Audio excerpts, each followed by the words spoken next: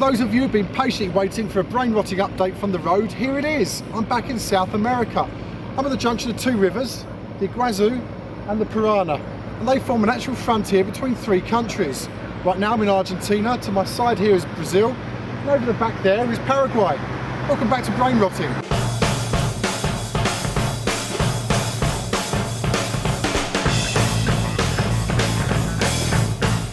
Well, clearly I've arrived back in South America. But first let's head back to the workshop where I put my motorcycle into storage 4 months ago. Okay, I've arrived at the workshop. There's no one here. Thankfully this kind gentleman behind me has just pointed out that the guys are out on deliveries today, so if I wait for a couple of hours, hopefully they'll be back. I'm a little bit worried that the motorcycle isn't here, but my friend, mi amigo Agad, he reassures me everything's okay. Fingers crossed. Right, walking up the back of the factory, somewhere up here is my motor. Here it is. I can see it. I can see it. So clearly Gerardo and his colleagues returned to the workshop and I was reunited with my wheels.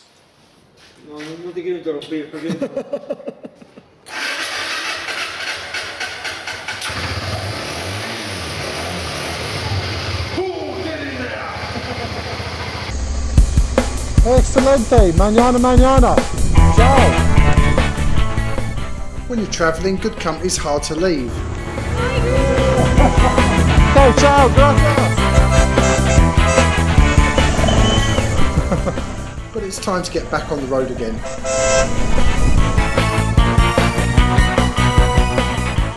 To the beach town of Punta Diablo. And one good thing about being here out of season is you've pretty much got the whole place to yourself.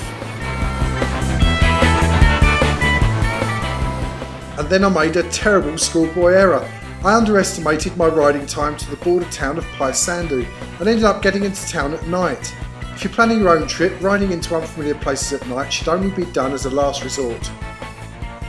The next day I crossed the international bridge and entered Argentina once again. Well, it's another 3 hours ride until I get to Rosario, but I'm about to enter one of the hotspots for corrupt police in Latin America.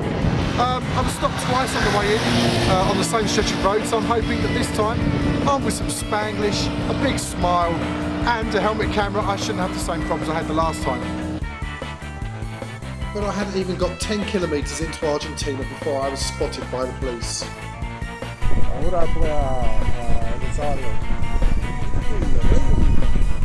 This is a camera.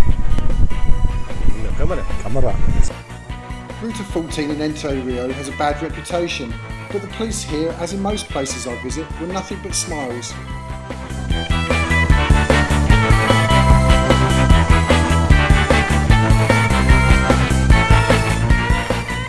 Next stop, Rosario. It has a beautiful location situated on the banks of the Rio Paraná. Riding in Bolivia, I made the effort to visit the remote town of La Garra, the place where our revolutionary adventure motorcyclist met his maker. So now I'm in Rosario, it seems only right to come to the place of his birth. Unfortunately, all there is to see is this unglamorous insurance company.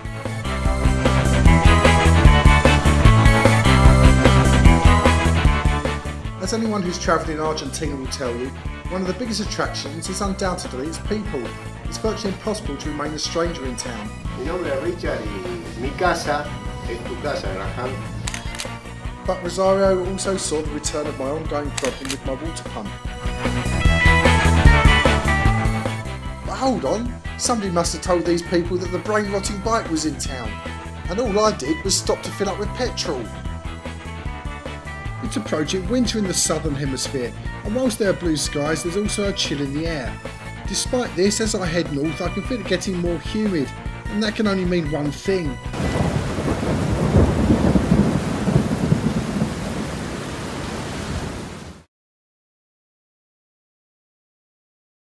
This is the Misiones, an area of tropical jungle dotted with Jesuit ruins. And they're perfect for wandering around.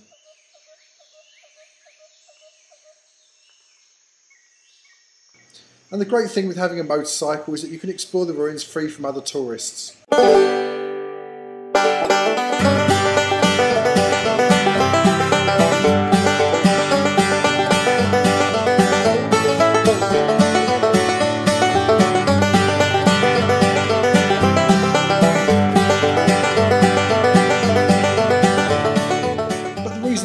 us tourists take the road north is to visit the spectacular Iguazu Falls. They take their name from the Guarani words E meaning water and Iguazu meaning big, and they certainly weren't wrong there. Alright, here's some mind-boggling facts. The waterfall system consists of 275 falls along 2.7 kilometres. The fall's flow rate can move from a dripping low of 200 cubic metres per second to a roaring high of more than 6,000 cubic metres per second. And the Iguazu Falls area sits on the largest underground freshwater reservoir in the world. With an estimated volume of 40,000 cubic kilometres, the Guarani aquifer holds enough fresh water to sustain world demand for 200 years. But for some people, taking photographs of the falls just isn't enough. If you're stupid enough, you can even take a boat ride right underneath them.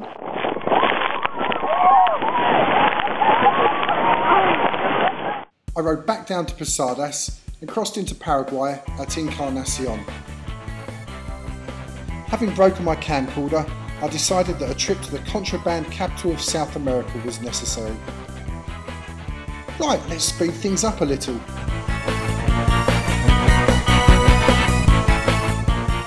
This is Ciudad del Este, a favourite destination for Brazilians and Argentines in search of bargain electronics.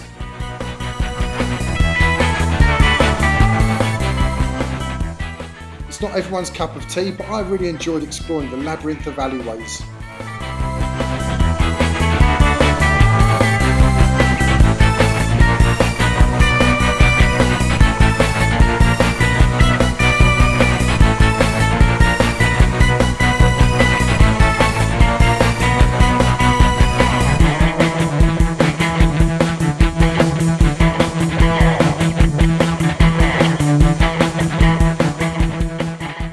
So you thought Iguazu Falls were big? The Itaipu Binacional Dam is huge. In fact, before China built the Three Gorges Dam, it was the largest dam in the world. The hydroelectric plant here generates 25% of Brazil's energy needs and 75% of Paraguay's. For all you electric geeks out there, like my dad, it has an installed capacity of 12.6 million kilowatts and is capable of producing 75 billion kilowatts per year, and that's a lot of electricity. They use 12.8 million cubic metres of concrete here, or to make it easier for you, it's the equivalent of 15 Eurotunnels or 210 Maracana stadiums. Okay, I know you've seen enough shots of me riding my motorcycle around South America for one episode. What you really want to see is this month's Toilet of the Month. Well, for this month's Toilet of the Month, I brought you back to the jungle in Argentina. I'm in Misiones, and according to my guidebook, this hostel has 2 small rooms, a library, a delightful pool and a curious bathroom. Well, the bathroom's just behind me here, so let's go and see what all the fuss is about.